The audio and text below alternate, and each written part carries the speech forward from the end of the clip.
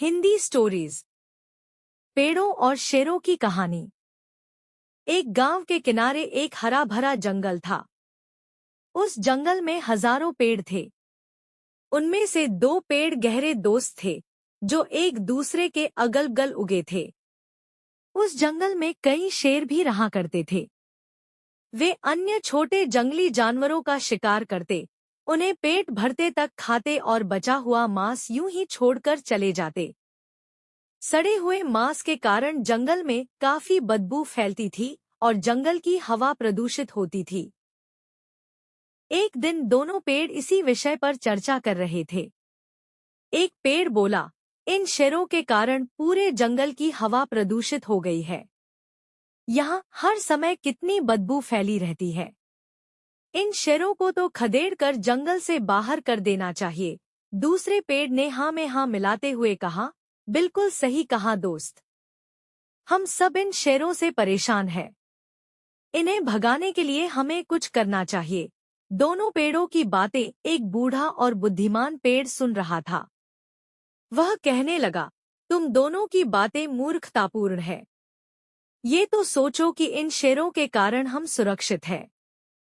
इनके डर से कोई लकड़हारा इस जंगल में लकड़ियां काटने नहीं आता। शेर चले गए तो हम भी कुछ दिनों के मेहमान होंगे।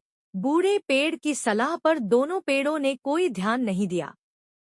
वे बस किसी तरह शेरों को जंगल से भागना चाहते थे। उन्होंने सोचा कि क्यों न किसी तरह शेरों को डराया जाए ताकि वे जंगल छोड़कर भाग जाएं। उसके बाद आपस में सलाह करके दोनों तेज आवाज के साथ अपने स्थान में हिलने लगे। उन्हें हवा का भी साथ मिला। उनकी शाखाएं जोर जोर से हिल रही थी।